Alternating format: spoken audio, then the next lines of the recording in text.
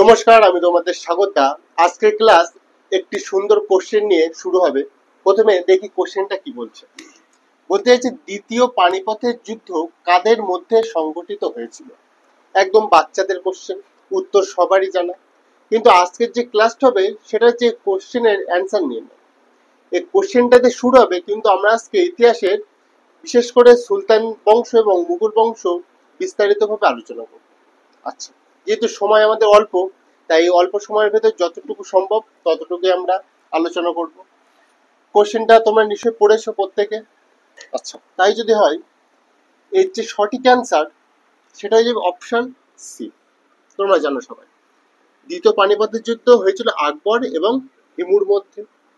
কত সালে? তোমরা প্রত্যেকে বলবে 1556 সালে। আচ্ছা, দেখো, দ্বিতীয় পানিপথের যুদ্ধ হয়েছিল 1556 সালে। এখন প্রশ্ন হচ্ছে, প্রথম পানিপথের যুদ্ধ কবে হয়েছিল?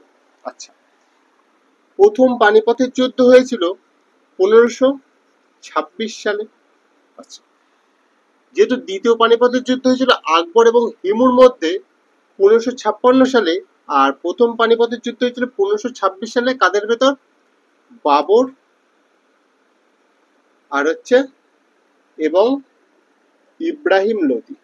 ইব্রাহিম লোদি, ক্লিয়ার? আচ্ছা, এবার দেখো, এই যে বাবর, এই বাবর কে ছিল? বাবর ছিল হচ্ছে মুঘল বংশের প্রতিষ্ঠাতা। আর এই যে ইব্রাহিম লোদি, ইব্রাহিম লোদি কে ছিল? সুলতান বংশের শেষ যে বংশ, লোদি বংশ, সেই লোদি বংশের শেষ সুলতান ছিল ইব্রাহিম লোদি। আচ্ছা, দেখো, যেহেতু এটা মুঘল সাম্রাজ্যের ভেতর পড়ছে বাবর, আর ইব্রাহিম লোদি হচ্ছে আমাদের সুলতান বংশের ভেতর পড়ছে, তাহলে আমরা একটু সুলতান বংশ থেকে ঘুরে আসি। দেখো, সুলতান বংশেতে কি কি আছে।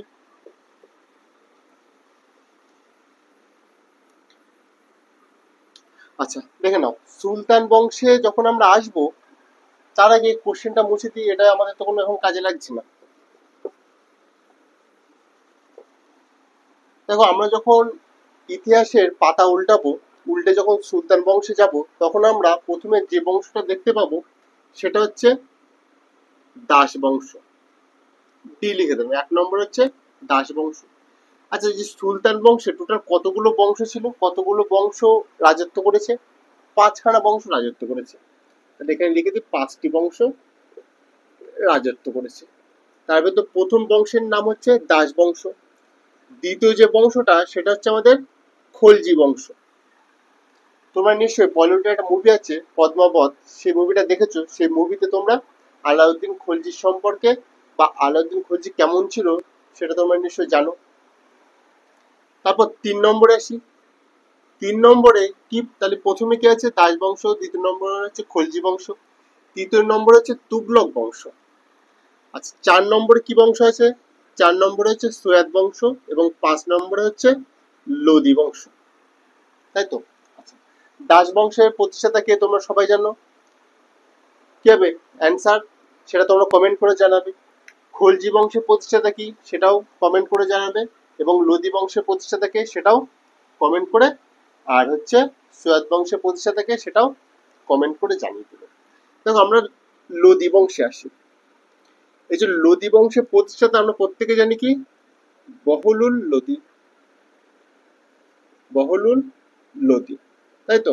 আচ্ছা, বহলুল লোদির পর এর ছেলে সুলতান হয়েছিল, তার নাম হচ্ছে সিকান্দার লোদি। সিকান্দার লোদি। আচ্ছা, সিকান্দার লোদির পর যে সুলতান হয়েছে তার নাম হচ্ছে ইব্রাহিম লোদি, তাই তো? আচ্ছা, তাই যদি হয়, দেখো, এটা ধরে নাও ভারত, এটা ধরো ভারত, ঠিক আছে? ভারতের এই জায়গাটা কি আছে? দিল্লি। এই দিল্লির সিংহাসনে কে বসে আছে তখন? ইব্রাহিম লোদি। আচ্ছা, এই সাইডে কি আছে? আফগানিস্তান। আফগানিস্তানের একটা শাসক ছিল, তার নাম হচ্ছে বাবর। এই বাবর আর দিল্লিতে কে বসে আছে? ইব্রাহিম লোদি। এদের দুজনের ভেতর একটা যুদ্ধ হয়েছিল। সেই যুদ্ধের পর আমাদের যে ভারতের ইতিহাস সেটা পুরোপুরি পাল্টে যায়। কিরকম করে?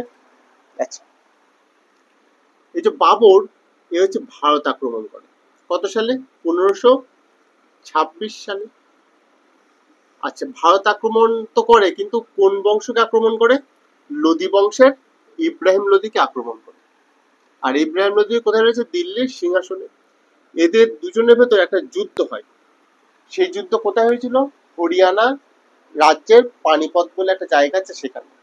ওই জন্য এই যে যুদ্ধটা 1526 সালে বাবর আর ইব্রাহিম লোদির ভিতরে যে যুদ্ধ হয়েছিল, সেই যুদ্ধ ইতিহাসে প্রথম পানিপথের যুদ্ধ নামে পরিচিত। কত সালে? 1526 সালে। এই যুদ্ধে ইব্রাহিম লোদি মারা যায়। আচ্ছা, জয়ী হয় কে? জয়ী হচ্ছে বাবর। বাবর যখন জয়ী হয় তখন বাবর সুলতানি বংশ আউট করে দিয়ে এখানে কোন বংশ স্থাপন করে? মুঘল বংশ।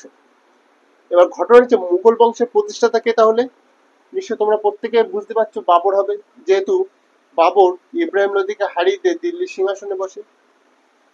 তাই যদি হয় তাহলে এবার আমরা মুঘল বংশে চলে আসি। আচ্ছা, তার আগে সুলতান বংশগুলোকে একবার একটু দেখে নিই। প্রথমে কোন বংশ? দাস বংশ। দাস বংশের প্রতিষ্ঠাতা কুতুবউদ্দিন আইবক। খলজি বংশের প্রতিষ্ঠাতা তোমরা প্রত্যেকে জানো।